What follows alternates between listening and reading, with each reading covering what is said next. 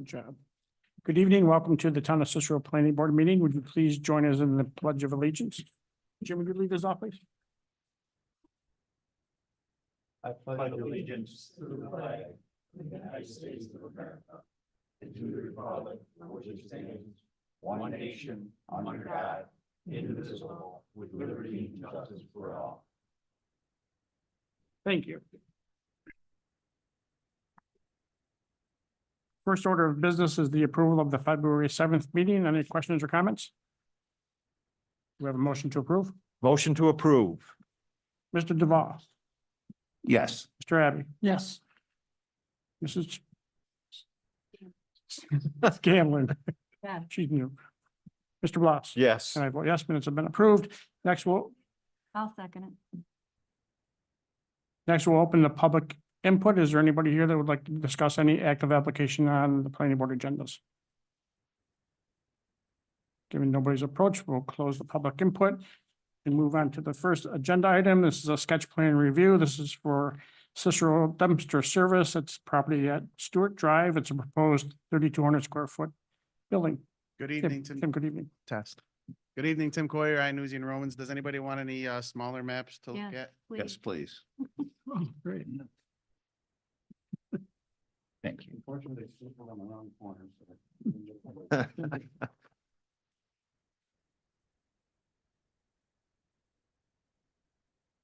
Sure.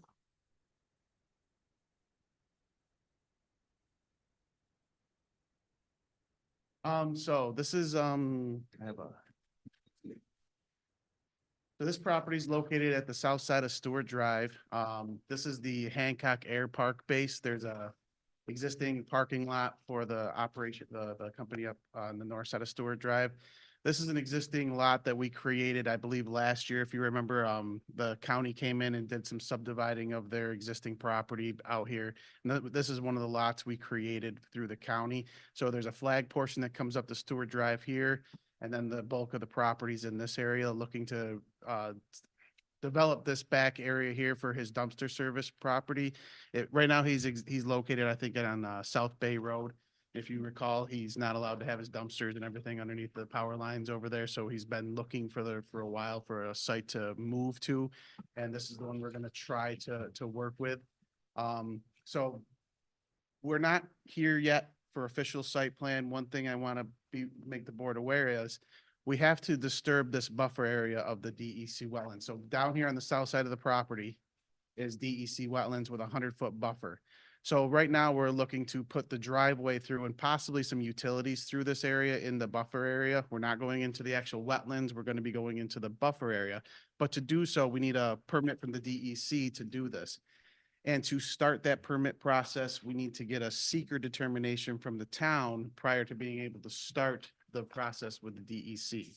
So our initial project, we're going to hopefully come in here, ask for a seeker determination. Then in reality, we're going to put the project on hold, go to the DEC and ask for permission to, in the permit to go through the buffer area. Then once we get all the permissions in place from the DEC, we would come back here and finalize the site plan and all that.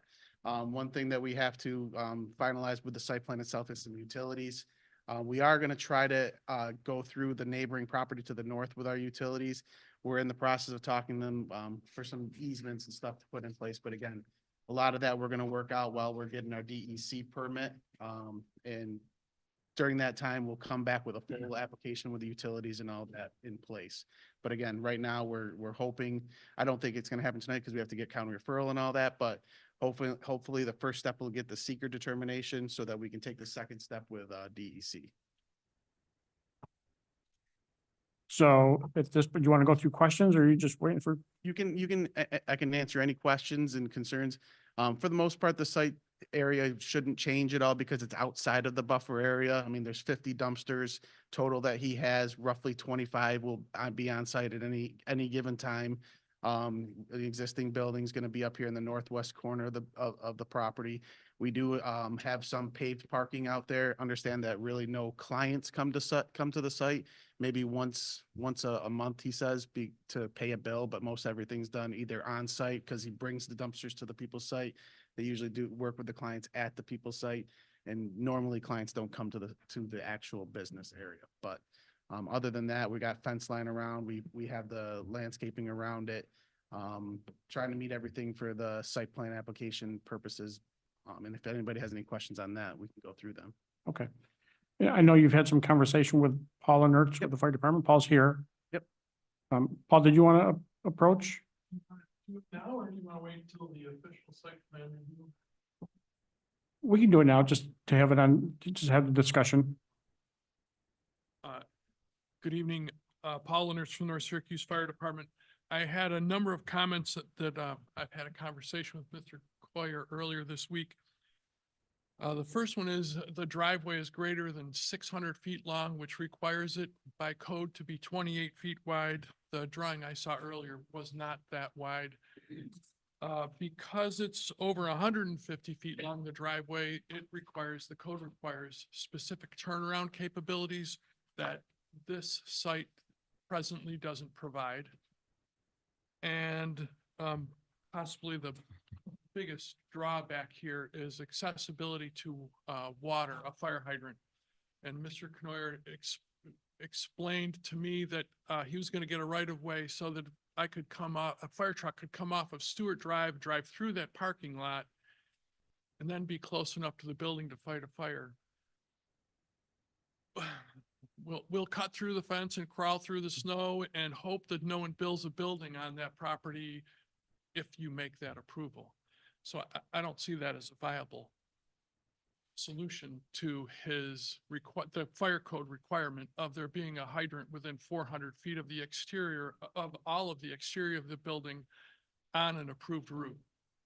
So it's only my opinion, the approved route would be the driveway from that road up to his building, and there should be a fire hydrant somewhere on that site that would bring it so that there would be a hydrant within 400 feet of the entire exterior of the building. I think those are the only three things. And the gravel as well, I think. Gravel, yeah. Again, it's always the same concern that the gravel is able to support the 75,000 pounds of a fire apparatus as required by the code as well. Okay. Those are my only things that I recall. All right. Thank you, Paul. Appreciate it. Thank you. So I know that you two have had some discussion on this already. Yep. I don't know if you want to address them now or wait until we get back together again. I haven't fully been able to address, so what Paul is discussing, there is a existing hydrant that's within 400 feet of the building that sits like roughly right here. Again, that would be within 400 feet of the building. Obviously, this is another person's property here. So again, part of the conversation that we're going to have with the neighbor, not only about utilities, is, fire access or the use of the property in that case. If that's not an option, then we will have to do something as far as putting a fire hydrant on site. Again, a lot of that utility stuff we just didn't get into yet because we want to get the permit going, because that's going to take at least 90 days just to get the permit in place for DEC. So we should have plenty of time to figure out the utilities. If we have to, we're going to bring the utilities all up through here, which is more expensive. But that's going to be the only option that we have available. So we have a couple options that we're looking into, but we don't have answers just yet. Okay. And none of his concerns, we'll address everything. We'll make sure that he's fully satisfied. We don't have a problem with that. Okay. Jim, questions? Okay, the building, is this just for storage or is the whole operation moving there or what? The whole operation's moving there, and they're actually going to store some of so the only thing that's going to be outside, and we actually have notes on here. The only thing that's going to be outside are the potential dumpsters that are going to be on site, the 25 rough dumpsters are on site. The actual trucks are going to be stored in the building itself. But yes, they're going to move the whole operation over here. So there'll be office space and storage for equipment and that type of thing? Okay. I'm good for right now. Chuck? Speaking of the building, think he's gonna operate an office out of there too? Yeah, For the it's a business. small office. Literally one person's going to be there during the day at any time. There's really only 3 employees that are going to be ever at the facility. 2 of them are truck drivers, so they're not going to be at the site all day long. They're going to be in and out, but there's going to be 1 employee there at all times. So in other words, you still need all the facilities there too. Yes, yep. We're gonna Okay. need water, sewer, all of that, yep. Just curious, in the upper right, there's four corners.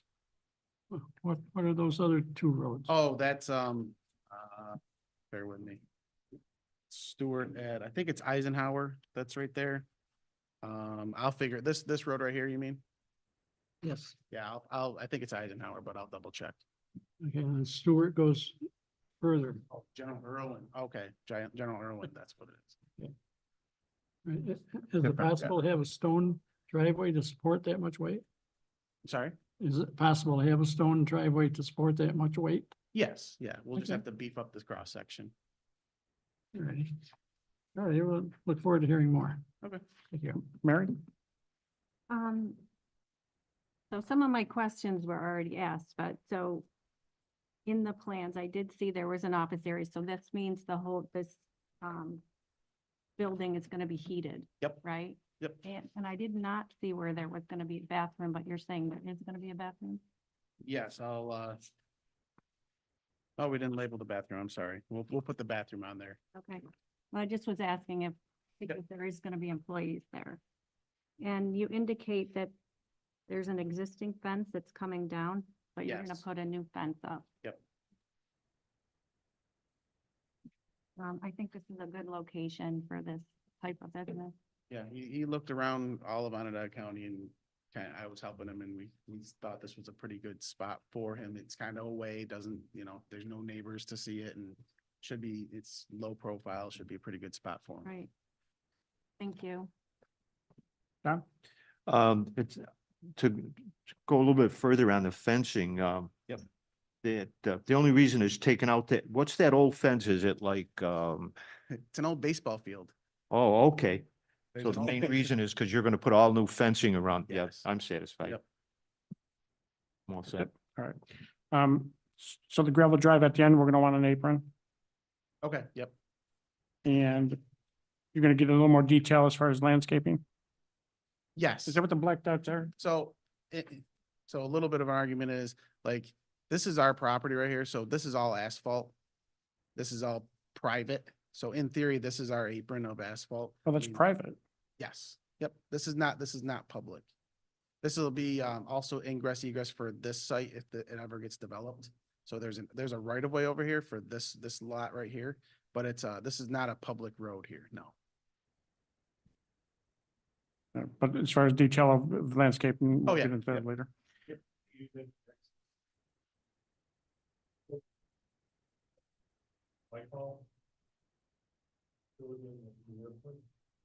I will double check. I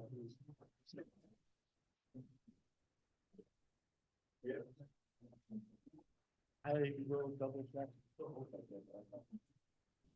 I'll double check that. And I would think with the hydrant, I would agree with Mr. Lenertz that if we are gonna use the one that's adjacent to the property and the other property that's owned by somebody else, we're gonna want some kind of easements or something. I'll leave that to the attorneys, but Oh, yeah, something absolutely. permanent. So they're not crawling through fences and snow. And obviously, if we did something like that, we would have to fix our fence detail and put some type of access gate or something up there so that there was access for the fire department. But again, we gotta figure that out with the neighbor first and we'll address it for sure.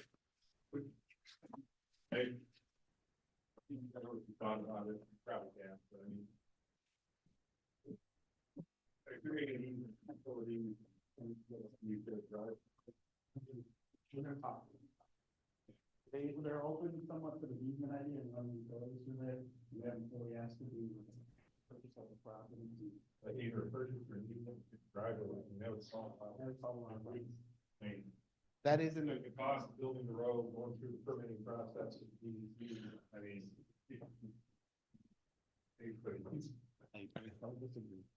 it is in the conversation. I didn't want to bring it up yet because that wasn't Yeah. fully something they talked about. Bayside, it takes care of the access issue. Absolutely. Yes. Yeah, very good point.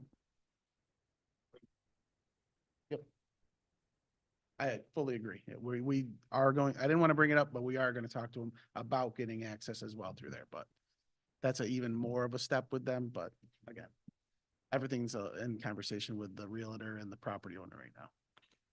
And assuming this gets approved, this will remove everything from the South Bay Road site. Correct. Good. Yes. Yeah. Zach? Any questions?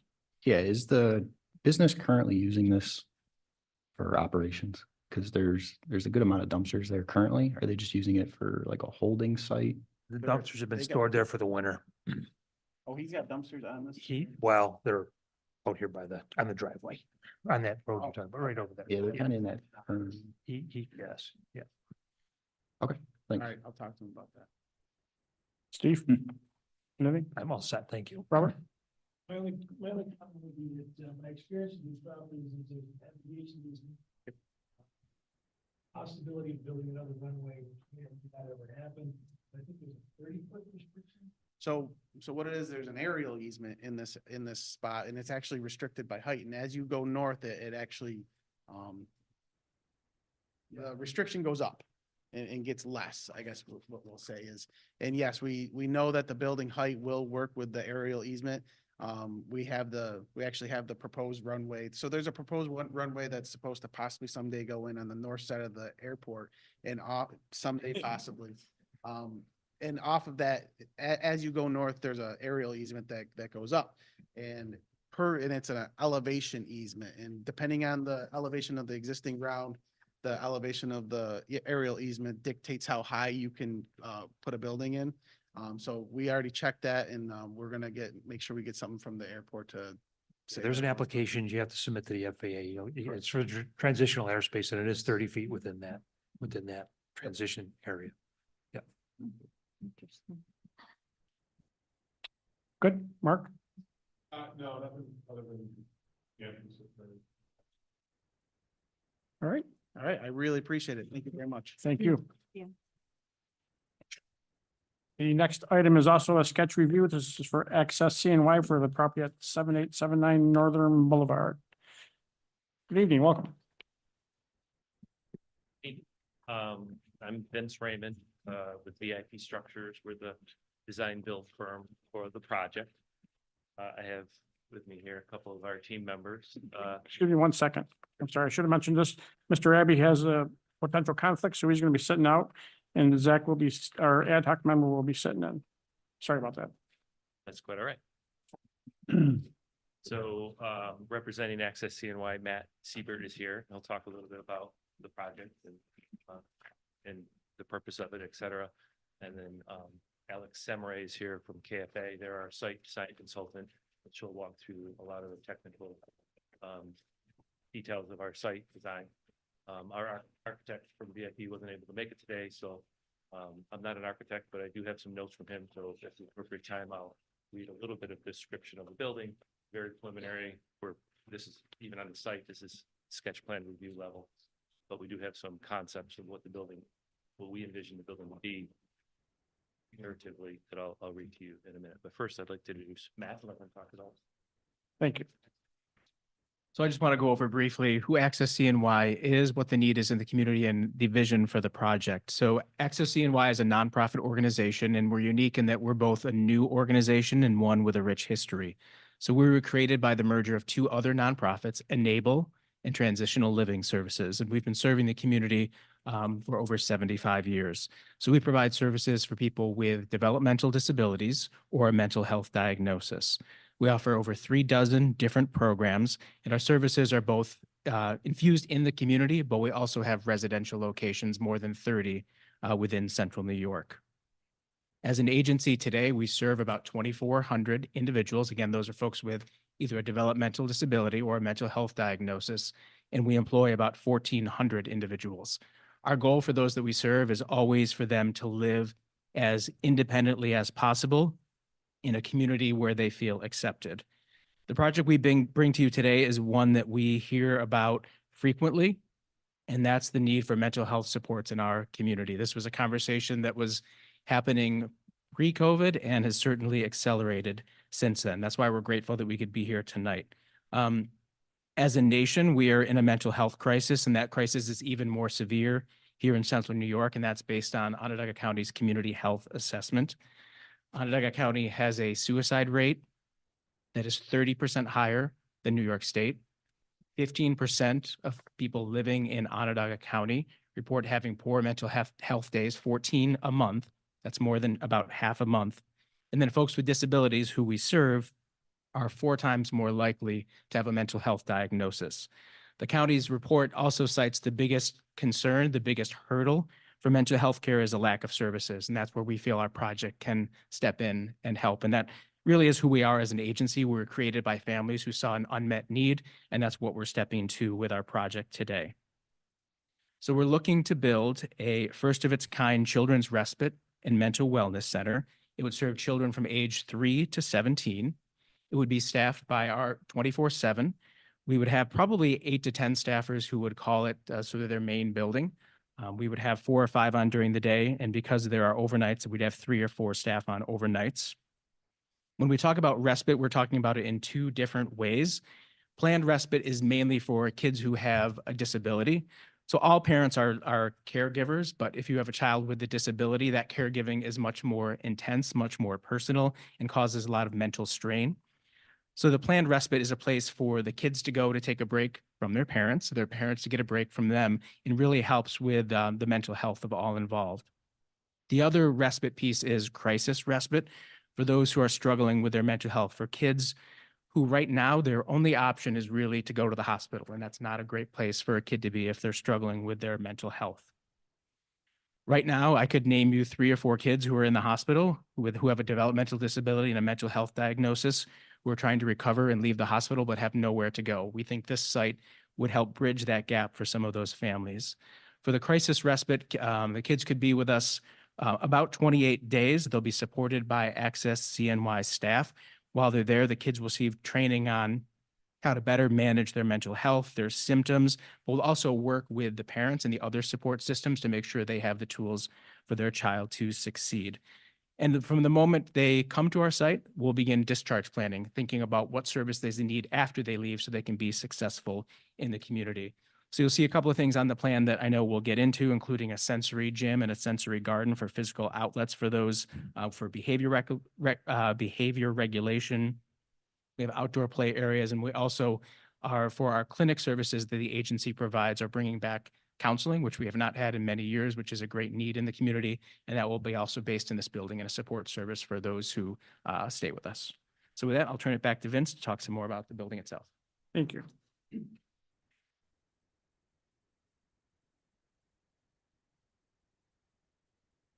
So, the building, is good. We're at conceptual level design, and it's shown on the plan. I think we submitted a floor plan also. You did. But, you know, it's about 9,000 square feet. We expect it to be a wood frame type 5B construction classification. Hip and gable roof truss, concrete slab on grade, you know, no basement. Primarily wood double hung windows and doors. We've designed with a residential character to be consistent with the neighboring buildings. Exterior will be clad with cementous siding, pre-finished, perhaps a combination of clapboard or board and batten, with board, you know, trim at the windows, doors, corners, and other features. It's private inner court, which you see in the center of the site plan there. And fenced yards for the client use, play areas. The building is fully sprinklered with an NFPA 13R sprinkler system throughout. And one thing Bob, our architect, did mention in his write-up that I was just reading to you, that you might find compelling. The goal is to make this a very, very highly energy efficient, carbon neutral building. We're gonna make every effort and attempt we can, you know, to really pay attention to the states and, you know, the environment, and no fossil fuels and highly energy efficient, perhaps geothermal, talking about maybe some solar panels on the roof, you know, really pump some efficiency into the building envelope, you know, insulation, etc. So with that, we're going to get into the site a little bit. Any questions on the building? So Have you reviewed our new design standards? yes, not Okay. me personally, but our architect who's not Okay, here. and I see heads nodding, And, both from and Steve. Alex has too. Good.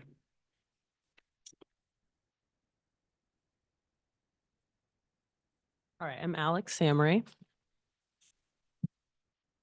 There we go. All right, so for the site plan, a couple things is mentioned. So this is a larger site. It's over 6 acres. This area in green that we're working within is roughly only 2 acres of that overall site that we're disturbing.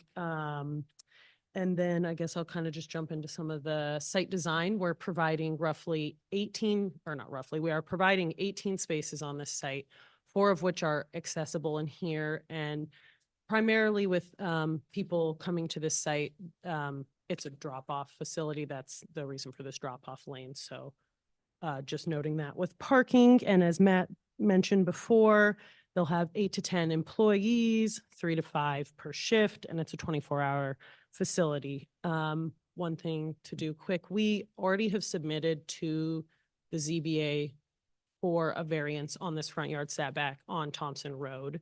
We're requesting a relief of 25 feet only on this front yard. So it's a corner lot. Northern Boulevard adheres to the original setback of 50 feet. That was submitted on February 5th, and I believe the meeting is on March 4th, and we'll be talking to them and doing that concurrently while we're working with you. You can see some of it. So in terms of wetlands, this is a 100-foot wetland buffer along the base, and then this is a wetland itself. This one does not require a buffer. We had a wetland delineation done fall of 2023. That is on both our plans and the survey we provided. For this, we are practicing total avoidance of the wetland and the wetland buffer. We will not be disturbing any element of those, buffer or wetland. If the front yard setback is granted, I should note that. That's why it's particularly important. In terms of the entry drive, this has already been modified. We've been in conversation with the county, James Fenskin, regarding this entry drive, and he's gave us some comments. There's a utility pole right here directly across from Pine Grove and they don't prefer or allow these curb islands. So we're exploring an option that comes this way, and we gave him a few other alternatives. We're not going to likely be able to meet this directly across as which is usually the preference. So we're working on him with that, and we'll have another version next meeting to go over that. Let me see. Oh yeah, so moving sort of into water and fire hydrants, those elements. We've been in contact with Steve Drake at Aqua, as well as Paul, my coworker. Talked to him last week. I was out and we got some feedback from him.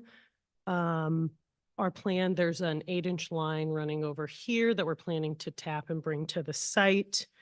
In terms of water, and hydrant. So there's a hydrant right, I believe this is it right here. There's an existing one across the street. And we are hoping we've received some feedback, but our goal is to secure approval for this to be the hydrant we access and then only tap the water into our actual building for water services. This we hope and believe is appropriate, which I have plans I can share. This hydrant, 400 feet hits roughly right here, and code dictates 600 feet. Our building is fully sprinklered. So our stance is that this is appropriate. I believe Paul had some comments though about potentially bringing one to the site. So I think we're going to continue discussing that with him. Septic is, you can't see it down here. There's, we'd like to place it right here, bring it to this, I'll call it the finger. The site has sort of, as you saw, this lower area that's being designed right now. Our engineer is working on it. And at the next meeting, we're going to have a more technical drawing and explanation for you. And lastly, storm facilities. These are shown on the site here and here. These are approximate but fairly accurate in size. We had a preliminary design and we're going to continue working on that, and we'll also provide you with full technical drawings and accurate sizing at the next meeting. So those are kind of the main elements, I suppose, and we can open it for question. I also should note, like I said, next meeting, we're planning to have full architecturals for you guys, a full set of site plan, construction document, photometrics with lighting details. We'll have materials for buildings. Our goal is a very complete package for you guys to review next meeting. Thank you. Paul, did you want to approach now?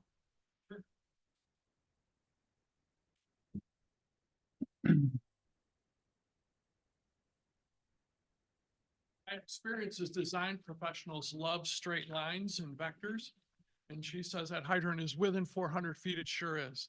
But the fire truck will have to come down and make that driveway and drive up around. And that's where it starts to exceed 600 feet, which is the code for a fully sprinklered building.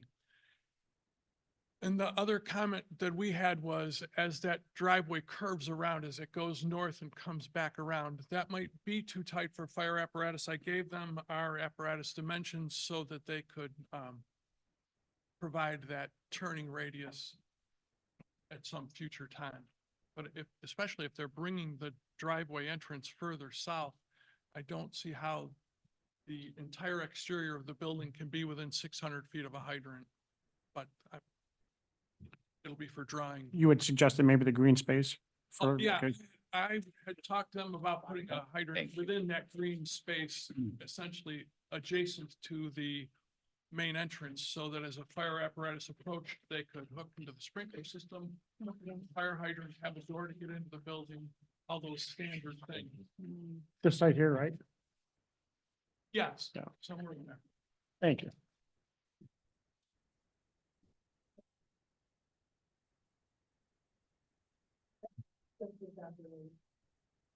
Together, kind of showing what you were talking about. We used your measurements. It's slightly larger, in fact, slightly larger wheelbase.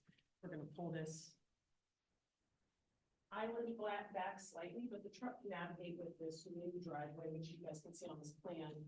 Coming around, we're gonna widen this a couple feet and the truck should be able to fully navigate that loop. And then, I just did the offset the radius 400 feet. That's that red line.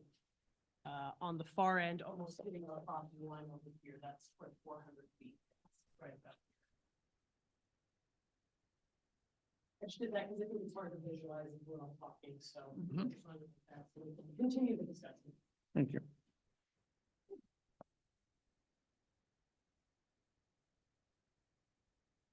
Those are my only comments. And I know you're having a conversation with them with lockbox and that kind of thing. All that standard stuff, yes. All right. Thanks, Paul. Thank you. Appreciate your working with Paul on those. Okay, with that, we'll open up to questions. Jim? Yeah, the driveway that is shown here, the one there lines up with Pine Grove East. And this one in the drawing you just gave me seems to go south a little. Yeah, so we submitted this and for a number of reasons, the county did not like that. Of course, the preference of everyone is being directly across, but given this utility pole right here, we're proposing to pull it farther. He didn't like the width of this drive either. The curb cut was very large. And so with all of that, he hasn't responded yet. I just sent it to him last week and we're continuing discussion So about this the is driveway. something that's Yeah, and so I'm hoping next meeting we'll have kind of an agreed upon flux. driveway. Yeah. Okay, you mentioned that, okay, it's a 24-hour facility. All right, how many young people would be there at any one time? Right now we have 14 bedrooms. Speak better. Yeah, about 14 bedrooms so I would say roughly. Okay. Yeah. Okay, so it's like an inpatient, but with treatment programs, and you said the length of stay would be 28 days? Average? Yes, I'm happy to answer that. So it's not a hospital facility. It's a community-based facility and Okay. and will be designed to look like that and blend into the community and is actually through our regulations, and I think for most, it's actually considered residential for our regulations. So the building is actually broken into wings also. So we have the two types of respite we talked about, the planned respite and then the crisis respite. And right now they're split between those 14 bedrooms, 7 and 7. Did I answer your question? Yeah. Okay, thank you. And you mentioned how it's in the initial stages, so you will be submitting a lighting plan and all that later. Okay, I'm good. Zach? Yeah, I think most of my questions when we come to the next meeting, but I do have one. So say everything falls into place perfectly. When do you hope to have this facility operational, up and running? We have discussed, hopefully having the building enclosed by, October or November, so we can do inside work over the winter would be our goal. We're also working with our licensing agencies on that operational piece, but that's kind of our soft goal at this point. Okay, thank you. Harry? So you probably have transport vehicles coming in and out too? There'll be one vehicle that'll be associated with the building itself, but we'll have people dropping off yes. We have, there's a garage on the, Right. Oh, yeah. There's a Yeah. garage right here with one garage door, overhead door. Is that 2 parking spots in front of the garage? Yes. Because I was wondering about deliveries as well, like you would definitely have to have deliveries, right? Right. Food. Which can be addressed here. I mean, I think these are the goal for staff and or facility use, not so much public parking for people. So, I mean, that can be dictated that one of those removed, striped off deliveries, because there's an entry, man door right here. Right. So much. Then I'm gonna rush up. I can't even answer, but And what about, your trash receptacles? so it will be in totes in the garage, since it's the size of a 2-stall, with totes fit in the garage. Okay, is there any medical waste? Not typically, no. Okay. And in the plans, and I know you said it's the initial stages of design, I didn't see any doorway going out into your patio there. No, yeah, we need to put doorways on each of those items. Okay. And there's gonna be fence around, I see a fence around the play area. Yeah, But correct. around the We'll have a whole- completely fenced in, right, this whole area that includes all the play, sensory, and other facilities for the kids. And I just wanna thank you for the services you provide for our community, very important. Very kind. Welcome. Don? What's the age on, the youngest to the oldest, kids that'll be brought into here? What So- was that? The youngest would probably be age of 3, and up to the age of 17. And where do these kids come from? They come from this community, but there will also be probably some kids. This will be considered maybe a central New York site, so a pull from other counties as well. Now, as these kids get, the ones coming in, as they get, the ones coming in, say, are 15, 16, 17 years old, why are they coming to this facility? Many of them are struggling with their mental health, and the hospital isn't a great outlet for them, at least on the crisis side.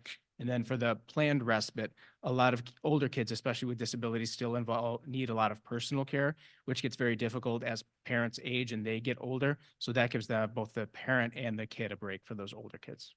I guess, I'm trying to get this all straightened out in my head. A 17-year-old kid, where's the parents? What else is going on here that this 17-year-old kid needs us to help him and provide, care, what happened? Where are they coming from like that? Oftentimes it's their home life isn't the greatest, so they're that's oftentimes why their mental health is in decline. So that's oftentimes where they'd end up with a place like us. They're not going to be coming here because of a police issue. They shouldn't be, no. Hold on for a second. Make sure we're clear. Don, the kids that are coming here, they're not living here year round. This is a temporary, they're here for a short period of time, and he speak to, I'm not sure if you're questioning if that's what you were asking. I wanted to be you know. Yeah, material. Both I sides there. realize it's in terms, it's probably short term, but, okay, I had another question here,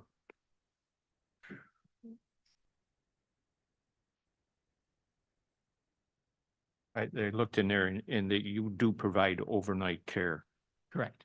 Yep. It'll operate 24/7, be staffed 24/7. Oh, okay, that, so far I'm okay. Good. I want to also thank you for this. It's so warming to know that you're helping children like this. So we're talking about children and young adults, and your description was someone with behavioral needs. What is there in place for security for them and then for the neighbors in the site? So one of we will be serving kids with autism spectrum disorder. So one of the issues that we're very mindful of is elopement. So the desire to leave the facility. So we're building in all types of security, the fencing being one of them. But in terms of building security, the way we're building it in different wings will help protect that. But I think that's something we can talk more about and bring back and answer a little more fully when we come back for the next meeting. Perfect. And so when the kids are staying, do they have visitors that come and visit with them? They could. Our hope is that this is being a transitional facility, essentially, we want the families involved as much as possible. So we would hope that the families are coming, receiving training, working alongside their kids. So we're teaching both the kids skills, but also the parents on how to better manage their child's symptoms. So yes, there would be visits. All right. So and the reason I ask is the parking, 18 spots really, I think 2 of them we might not even count in front of the garage mark. So maybe 16 spots. We're going to want to know what, how many people are going to be there at one time, the employees, visitors, that kind of thing, to make sure we have enough parking on site. Yep, we can look at that and bring that back. The entrance circle, is that one way? You're going to have some kind of directional signage to reflect that.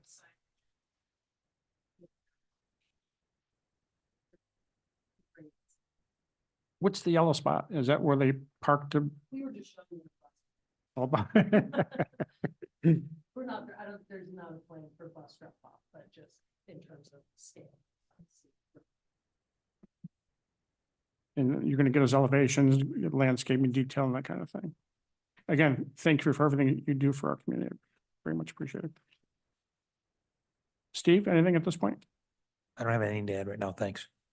Robert? Mark, anything at this point? No. Wonderful. I appreciate your time. Thank you. Have a nice night. You do the same. Thank you. That concludes our agenda items. Is there any discussion from any of the members of the team? If not, I did want to mention the first training session that's being offered online is tomorrow. Yeah. Mary signed up. Yep, I am. So if anybody's interested, I can get you that information. It's like from 6 to 7 o'clock tomorrow night online. With that, do we have a motion to adjourn? Motion to adjourn. I'll second. Meeting is adjourned. Have a good night, everybody.